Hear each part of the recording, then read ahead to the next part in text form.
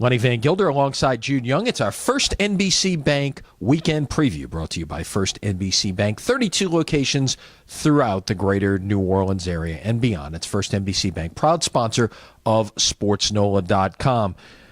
Jude, a huge weekend on a lot of fronts here in the New Orleans area. Let's start on the baseball front. LSU winning the opener last night of their 3-game series, all of the baseball series to close out the regular season Thursday, Friday, Saturday as teams get ready for the conference tournament. At least some of them do, most notably LSU on the local front.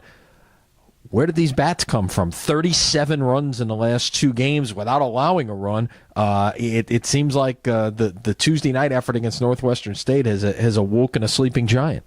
Sometimes it can take one game when the team really heats up to get going, and sometimes it's just knowing the importance of needing wins late in the season, and maybe LSU feels like they need to put their pedal to the metal, so to speak, knowing that wins down the stretch here against Auburn, and they hope in the SEC tournament can at least secure them one of those 16 regional host sites in the NCAA tournament. Right now, they may be on the outside looking in. They may be the 5th out of the top SEC teams in the pecking order. And if from what you read from some of the national analysts, there may be only 4 SEC teams to get host sites in the first round. LSU really interested in what's going on in that series between South Carolina and Vanderbilt. Those are the other 2 teams they're really competing with. South Carolina winning in extra innings at Vandy in the first game last night. But LSU can't worry about that when it's all said and done. They need to keep winning, and a sweep at Auburn would go a long way towards their hopes of at least hosting in the NCAA tournament on the first weekend. Yeah, I think it would be important for them to be able to get into the top 4,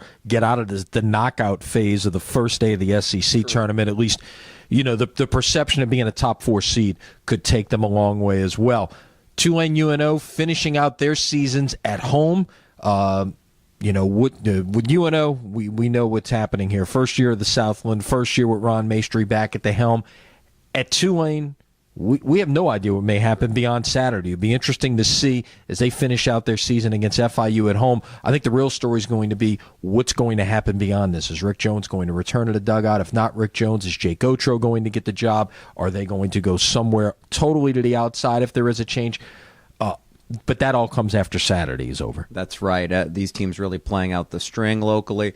You have to wonder what direction Tulane's going to go in if Rick Jones is indeed done in the dugout. It's still a very attractive job. Moving into the American, maybe not as attractive as it was as a Conference USA League school, but we'll see what happens there. I think really shortly after the season, I think Tulane wants to work quickly towards making a decision. They've had enough time to think about it if Coach Jones is indeed going to retire.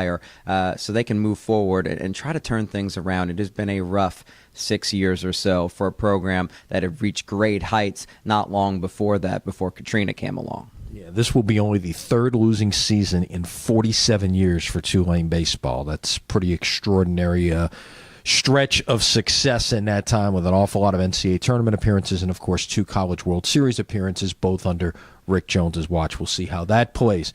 Postseason baseball to talk about. Delgado opens their run in the South Central District Tournament on Friday. They will play at 1 o'clock and at 7 o'clock. It's the same format as they had last weekend. It's a 3-team tournament. The round-robin portion is Friday. That will set the bracket for the rest of the weekend. Joe Sherman's team up to number 2 in the nation after a sweep through the Region 23 tournament last weekend. As I wrote about earlier this week, they were much in the same spot a year ago. The difference was they were number 1 in the nation, but now, with a year under their belt and some of those players from a year ago back on this team, he's looking for that experience to help carry him through this time. And experience is always important come postseason time when your whole year is on the line. And as you mentioned, Lenny, successful last year and over the last 10 years, just being used to playing in the postseason and winning big tournaments to get to this point. That's something the Dolphins do. Now it's time to take the next step with a team just like last year that's talented enough if they can get to the Junior College World Series to perhaps win it all. We'll see what happens there. On more postseason front, we've got postseason action going on in New Orleans through Sunday. The SWAC tournament at the Urban Youth Academy, Wesley Barrows Stadium. What a great story potentially unfolding out there, as David Grubb touched about this morning on SportsNOLA.com. Jackson State, you probably saw the story a week ago where they were on the road to play their final series of the year. their bus catches on fire. Thankfully, everyone's safe. They lost all of their equipment in the process that was on the bus. So they're getting equipment sent to them by manufacturers, donated by other schools and things like that. And lo and behold, what has happened? They've won their first 2 games in the tournament. They're sitting in the driver's seat on their side of the bracket, 1 win away from the championship game. What a great potential story this would be if Jackson State were to win the SWAC tournament and go on to the NCAAs. Nothing can bring you together quite like adversity, and for the Tigers, that's certainly been the case with what they went through with that fire, and they're playing very well. And if they get to the postseason, they have experience there, including their top pitchers who have already pitched very well in the tournament. So you never know. It would be a great story just to win the SWAC tournament, and they're certainly in position to do so over at Wesley Barrow, which is such a nice facility, and thank goodness that it was available for them to use after their issues in Fort Worth, because remember, this tournament didn't move here until officially a couple weeks ago. Yeah, so go check out some baseball there if you'd like here over the next 3 days. Let's shift gears to football. Of course, the draft is over. Now the rookies are in New Orleans. Mini camp for the rookies going on this weekend out on Airline Drive. We're not going to see a lot necessarily other than these guys, getting out there and running around a bit. And you never know, is there a Kyrie Robinson to come out of this weekend? Somebody who's in on a quote-unquote tryout situation and ends up not only getting the chance to come to camp, but maybe sticking around on the 53-man roster. That remains to be seen, but those are the types of storylines you look for out of this weekend. You mean we're not going to learn a lot about guys in shorts for football, really? But we will see at least the opportunity for the coaches, although not the public, to get a first look at all these players. And I know they're excited about seeing Brandon Cooks up close and personal in black and gold. But another receiver to watch that has kind of become the social media, internet player of the year, so to speak, to watch amongst the undrafted guys is Rutgers wide receiver Brandon Coleman, 6'6", and people thought he could be as high as a third-round pick. He falls out of the draft because of issues with his knee that slowed him down in his junior season in 2013. If he can make it, you look at him on video and you see a little bit of Marcus Colston there. He could be that next Kyrie Robinson. You never know. It's always the Saints are masters at being able to find those undrafted free agents, and I think it's almost become a cyclical process now in that they be able to sell that to undrafted free agents. Look at the guys we keep, look at the guys we develop here. So that all remains to be seen. A long way to go until September 7th when the Saints tee it up for real, but there is activity going on nonetheless on Airline Drive. Speaking of football, the Voodoo on the road in San Antonio this weekend, a matchup of one-win teams. San Antonio won the first meeting here in New Orleans. The Voodoo looking to get off the schneid and pick up a win there this weekend. On the baseball front, back to baseball, I should say. High schools, you'll be in Sulphur Friday and Saturday for a new look state tournament format with all 7 classes in one place. Most notably, Class 5A, Jesuit in the semifinals against Live Oak. We were all, for probably 2 months here, anticipating the possibility of Jesuit Brother Martin in this spot.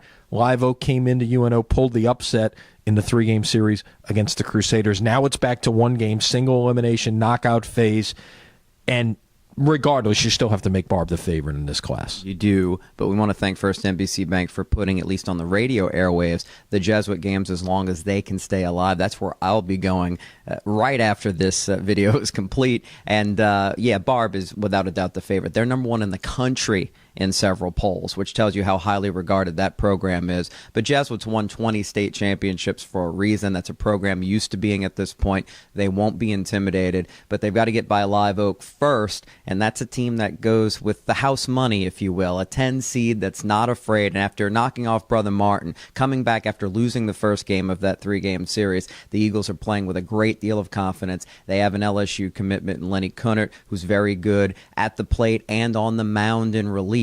But for Jesuit, it's all about pitching and defense and timely hitting, which is the usual formula for the Blue Jays. And you have Brandon Cicada and CJ Averard, a 1-2 punch as starting pitchers that could be the reason why, if Jesuit comes home with the trophy, they're probably the primary guys that are going to help them get that done. Just 2 games on the weekend, which means if you have 2 great starters, you can certainly win it all. And Jesuit certainly has that. Averard scheduled to pitch against Live Oak. If they can advance, it would be Cicada in the championship game whoever that may be, although you would expect Barb to be able to get there. Also, John Curtis in Riverside, still alive, looking to bring state championships back to the New Orleans area as well. Well, Jude, safe travels. Enjoy your time in Sulphur, and we will see you very soon. Absolutely. Hopefully in one piece, I'll be back for another one of these. That concludes our First NBC Bank weekend preview, brought to you by First NBC Bank, proud sponsor of SportsNOLA.com, 32 locations throughout Southeast Louisiana. For Jude, I'm Lenny. We'll see you down the road.